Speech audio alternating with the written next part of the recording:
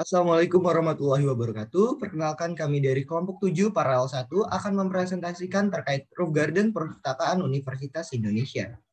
Adapun anggota dari kelompok kami ialah Prisma Aulia, Latavia Arza, Riko Amananta, dan juga Gina Akbar Ninardi. Yang pertama adalah lokasi tapak. Perpustakaan Universitas Indonesia terletak di kampus UI Pondok Cina, Kecamatan Beji, Kota Depok. Adalah salah satu contoh bangunan yang menggunakan atap green roof. Penerapan green roof pada perpustakaan UI ini bertujuan untuk memberikan kenyamanan kepada para pengunjung. Tentang deskripsi tapak, punggung bukit bangunan ini ditimbun dengan tanah dan ditanami rerumputan yang berguna sebagai pendingin suhu ruangan hingga dapat mereduksi fungsi alat pendingin udara sampai 15%. Di antara punggung rerumputan itu terdapat jaringan-jaringan selokan yang di sampingnya terdapat kaca tebal bening sebesar 50 cm. Untuk memenuhi standar ramah lingkungan, bangunan dilengkapi dengan sistem pengolahan limbah. Selanjutnya, untuk rekayasa penempatan elemen, Perpustakaan Universitas Indonesia hanya memiliki laun sebagai softscape dan saluran air serta kaca sebagai elemen hardscape. Hardscape pada rooftop garden ini juga difungsikan sebagai saluran plumbing dan drainase pada tapak. Selain itu, kaca juga difungsikan sebagai lighting alami pada interior bangunan. Terdapat pula solar cell yang diletakkan di atap sebagai sumber listrik dari bangunan. Selanjutnya ada persiapan tapak. Yang pertama ada spesifikasi bangunan.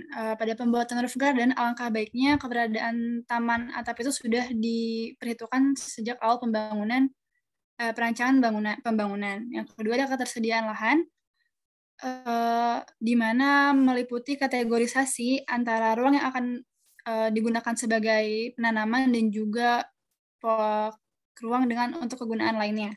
Dan yang terakhir ada spesifikasi tanaman, yang dapat dilihat dari karakteristik jenis tanaman dan juga penentuan layout tanaman-tanaman dan juga perawatannya. Selanjutnya adalah struktur konstruksi pada bangunan roof garden di atap Perpustakaan Indonesia. Green rooftop pada Perpustakaan UI ini termasuk ekstensif karena tidak memiliki banyak jenis vegetasi dan ketebalannya kurang dari 15 cm. Atap ini tidak memerlukan media yang sangat subur, hanya memerlukan tanah yang semi subur untuk menanam rumput. Atap ini juga tidak digunakan untuk diinjak karena lapisannya tipis. Green roof ekstensif biasanya digunakan hanya untuk memberikan aksen hijau pada atap dan sebagai salah satu cara untuk memperpanjang usia struktur atap. Kemudian gambar di sebelah kanan adalah struktur atap dengan lapisan masing-masing. Dan di lapisan teratas terdapat tanaman rumput yang menjadi vegetasi pada rooftop garden. Sedangkan di bawahnya ada lapisan growing medium yang berfungsi sebagai media pertumbuhan vegetasi yang mampu menyimpan zat hara dari pupuk, memiliki kelembapan normal dan cukup padat. Umumnya lapisan ini memiliki komposisi berupa campuran tanah dengan pasir, sekam bakar, dan pupuk. Selanjutnya ada lapisan filter yang digunakan sebagai pemisah untuk menyaring partikel-partikel media tanam supaya tidak masuk ke lapisan di bawahnya.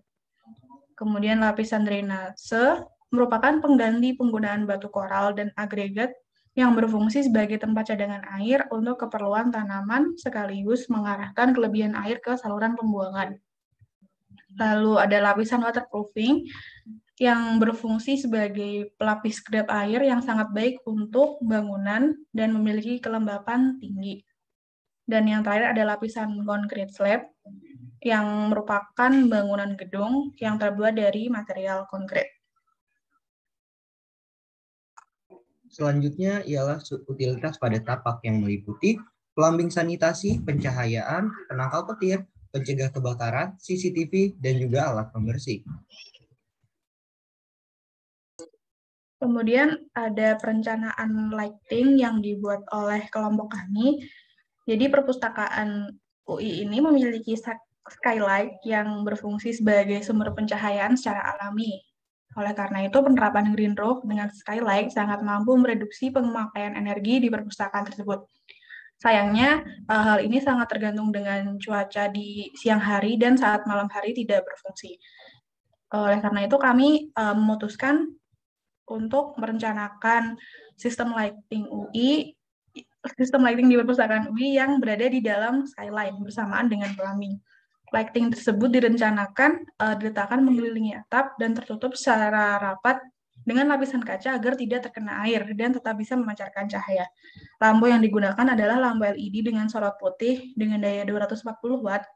Dengan alasan pemilihannya adalah hemat energi dan pencahayaannya terang jika dilihat dari jarak jauh.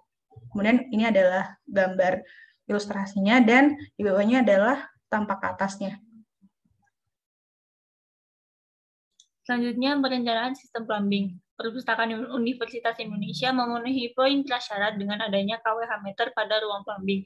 Selain itu, terdapat selokan untuk mengalirkan air hujan ke tanah resapan, poin untuk fitur air yang digunakan, poin untuk sumber air alternatif, yaitu dengan adanya sistem daur ulang grey water yang menjadi air kebutuhan lanskap. Air buangan toilet dapat digunakan untuk menyiram di punggung bangunan dengan diproses terlebih dahulu melalui pengolahan limbah atau sewage treatment plant, serta poin untuk efisiensi penggunaan air lanskap. Dapat dilihat pada gambar bahwa terdapat dua jenis peletakan sistem plumbing. Yang pertama terdapat di saluran yang terletak di roof garden, dan yang kedua terdapat di luar dinding bangunan Perpustakaan Universitas Indonesia. Untuk selanjutnya terdapat gambar BED dari potongan plumbing baik pada dinding maupun saluran air yang berada di roof garden.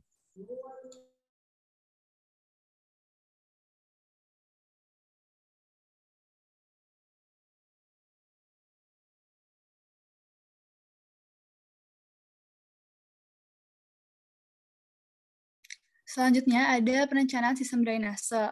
Karena sebagian bahkan seluruh green roof merupakan ditutupi oleh tanaman, maka memungkinkan bahwa sistem drainase juga terdapat di seluruh green roof tersebut. Maka hal-hal yang perlu diperhatikan adalah yang pertama pemasangan selaput anti air, karena air hujan dapat merembes sehingga menyebabkan kegagalan dalam pengelolaannya.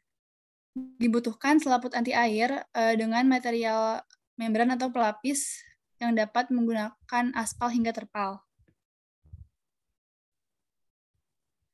Yang kedua ada layer drainase yang berfungsi untuk mengatasi air yang meluap sehingga tidak menimbulkan genangan pada atap. Layer ini dibuat dari campuran kerikil dengan batu apung dan ketebalan lapisannya disesuaikan dengan luasan area. Kapasitas material drainase yang digunakan harus dapat menjangkau saluran air. Semakin dekat dengan saluran pembuangan air, maka semakin tebal lapisan drainase yang perlu dibuat. Yang ketiga ada pemasangan filter. Filter yang baik adalah filter yang memiliki sistem penyaringan yang sangat tipis namun kuat dan berdaya serap tinggi. Sehingga selagi mengalirkan air dari green roof ke saluran pembuangan, pasir maupun batuan kerikil dapat tertahan di filter tersebut. Keberadaan akar tanaman juga menjadi penunjang dalam penetrasi lapisan. Bahan yang dapat digunakan adalah polyester maupun polipropilen. Dan yang terakhir ada install drip irrigation yang dibutuhkan pada saat awal penanaman yang berfungsi untuk menyediakan air secara merata pada seluruh tanaman, khususnya pada bagian akar. Drip irrigation juga dimanfaatkan untuk menyalurkan pupuk pada saat tanaman baru selesai ditanam. Yang terakhir ada perawatan dari green roof. Yang pertama, pemupukan tanaman. Sama halnya dengan tanaman pada umumnya, pemupukan menjadi hal yang paling penting dalam perawatan green roof. Medium yang digunakan adalah medium buatan di atas struktur atap yang berbeda sifatnya jika dibandingkan dengan tanaman di dalam pot atau kebun. Pemupukan ini sangat penting untuk mencegahnya kekurangan unsur hara, terutama jika baru ditanami. Dan juga dilakukan pada lapisan growing medium atau substrat. Yang kedua ada penanaman ulang. Dalam pemasangan green roof, peluang untuk terjadinya kerusakan akibat faktor eksternal maupun internal sangat memungkinkan. Oleh karena itu, perlu adanya pengecekan secara rutin untuk menanam kembali sehingga kualitas green roof tetap terjaga. Dan yang terakhir ada pengairan atau drainase. Green roof sangat aktif melakukan transpirasi dan juga evaporasi, di mana kedua proses ini sama-sama melepaskan uap air yang berkontribusi dapat menurunkan suhu permukaan, namun juga mempercepat dehidrasi. Resiko dehidrasi ini bisa jadi sangat tinggi jika green roof dipasang di daerah yang memiliki suhu tinggi dan kelembaban yang rendah. Sistem drainase melibatkan lapisan kedap air, penyaluran air, dan juga penyaringan. Lapisan-lapisan tersebut memerlukan inspeksi rutin dan berkala. Jika terlalu banyak air yang mengendap pada lapisan, dapat menjadikan medium tanam rusak dan tanaman menjadi layu bahkan busuk. Oleh karena itu, sistem drainase merupakan sistem yang paling penting pada konstruksi green roof. Pencegahan kerusakan ini dapat dilakukan dengan membuat pipa-pipa saluran untuk penyimpanan air dan juga pembuangannya agar air dapat dikelola secara efektif.